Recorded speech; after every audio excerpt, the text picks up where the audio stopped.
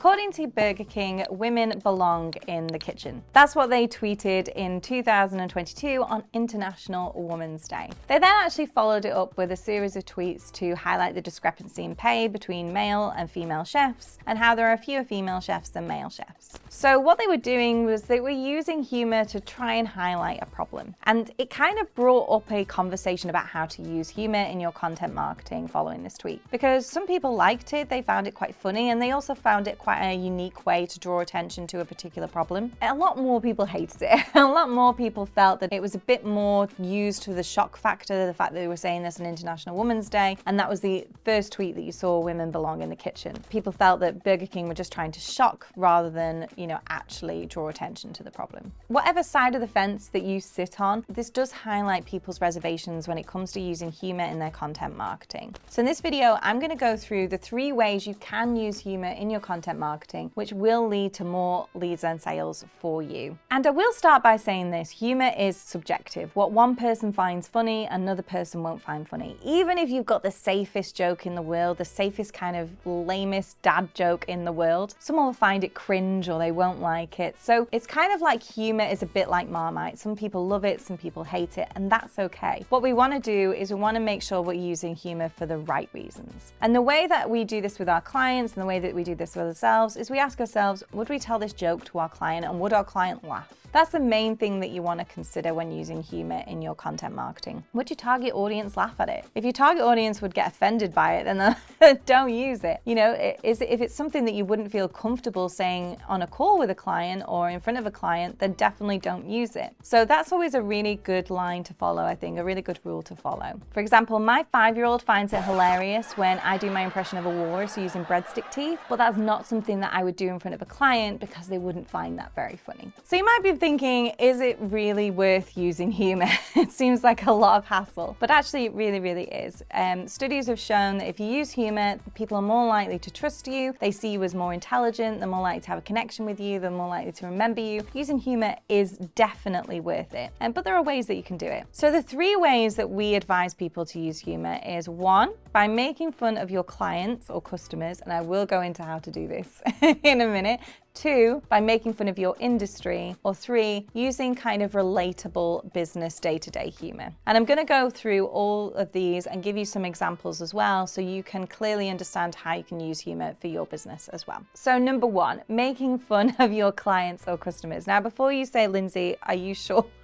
Yes, I am sure. You can make fun of your customers or clients as long as you do it the right way. So what I sometimes see people doing is they hop onto LinkedIn or Instagram and they really lay into their customers, kind of laughing at them. And you don't want to be laughing at your customers. I see this quite often. You don't want to be laughing at them. You don't want to be making fun of them. What you want to be doing is laughing with them. So you want to be kind of pointing out something that they do that they maybe, believe in that isn't quite right, or that they're doing that isn't quite right, but kind of laugh with them, not rather than laugh at them. Remember, this humor isn't aimed at other people in your industry, your friends in your industry, for you to gather together and laugh at your customers. It's not aimed at that. It's aimed at, you being with your customers and kind of laughing with them. So a good example of this is something that we did. So on April 1st, we released a blog post called How to Create the Best Website in the World. And we listed little points like, make your logo so ginormous it feels like a virtual punch in the face as soon as someone lands on your website. Or harass your customers constantly with pop-ups just so you get their information. That's a great way to build relationships. And it was quite obviously a tongue-in-cheek article, being April 1st on April Fool's Day, just to get people to understand the kind of mistakes that they were making on their website that really kind of annoyed their website users. Now, a lot of people took this in good grace. A lot of people found it funny. A lot of people even said, oh, I do some of these things. I'm quickly going to go change that now. And they took it really well. Very few people actually got annoyed. We had one person that emailed us to say, I do some of these things and I'm pretty annoyed that you've listed it out like this. But other than that, most people took it in good grace, including our clients. So that was a really great way of actually, just us laughing with our customers and maybe highlighting something that they were doing wrong and making it clear why they were doing wrong in a kind of funny, humorous way. The second thing that you can do is mock your industry. Now, I actually find it weird that people feel more comfortable doing the first thing of making fun of their customers than they do the second thing of making fun of their industry. People in your your industry aren't going to be buying your products and services. They're generally your competitors. Even if you're friends with them, they're not going to be buying from you. So when you start to mock your industry, what you can do is you can build that relationship with your customer that maybe had a bad experience before. So we work a lot in the SEO industry, and there's tons of shady, weird SEO people that do some very strange things, and we can make fun of them, and our clients can be like, yes, I've experienced that same thing from my old SEO agency. And it kind of builds that relationship there with them. So when it comes to mocking your industry, don't be afraid to call out the weird stuff that people do in your industry and say, you know, this is weird.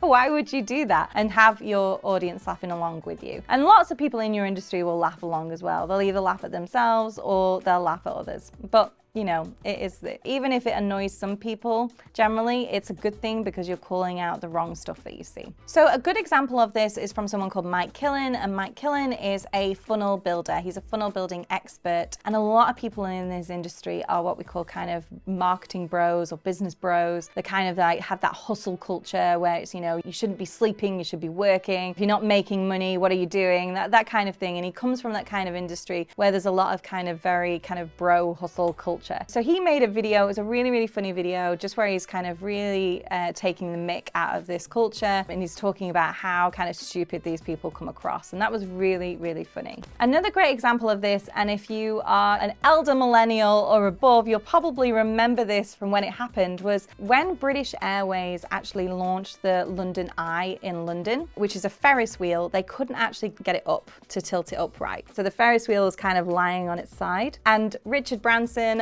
the owner of Virgin at the time, had a blimp going across London just to say, BA cannot get it up. And that was really, really funny. It got loads of press attention. Everyone found it hilarious at the time. It was the early 90s. And it really did well to kind of position Richard Branson as the kind of personal brand that he is today. And so that was a really, really genius move by Richard, making fun of the others in his industry. And then finally, we've got relatable business comedy. Now, this is the probably safest kind of comedy, where you try and make light of the kind of everyday shenanigans that happen in your business with your customers. It's very relatable and sort of a friendly type of comedy, and it's probably the most well used as well. A really, really great example of this is from a company called Dead Happy, and they are a life insurance company, and that is officially my favorite name for any company ever.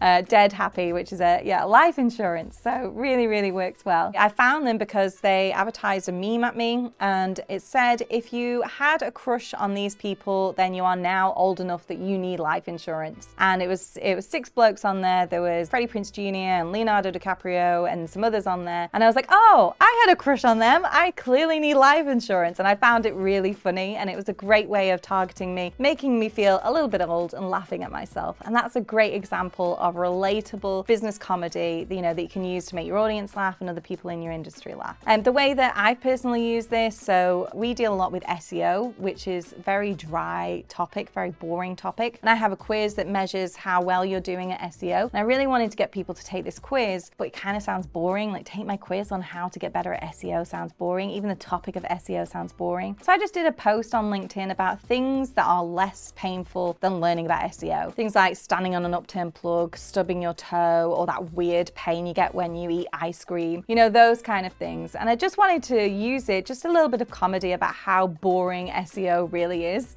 just to try and get people to fill in the quiz. And actually wording it like that got way, way more leads. I think we got about 25 leads just from wording it that way, just from being a little bit funny and humorous. So there you have it. Those are the 3 types of humor you can use in your business. Number 1, make fun of your customers or clients. Number 2, make fun of your industry. And number 3, just use relatable business comedy. I'd love to know in the comments which of these you'd like to have a go at first. Let me know below. And I'd love to know, has comedy ever backfired for you? Have you ever tried to use something funny in your marketing or your business and it really hasn't done well? I would love to know in the comments below. And if you liked this video, please do like and subscribe to this channel, and you'll get notified the next time we release a video.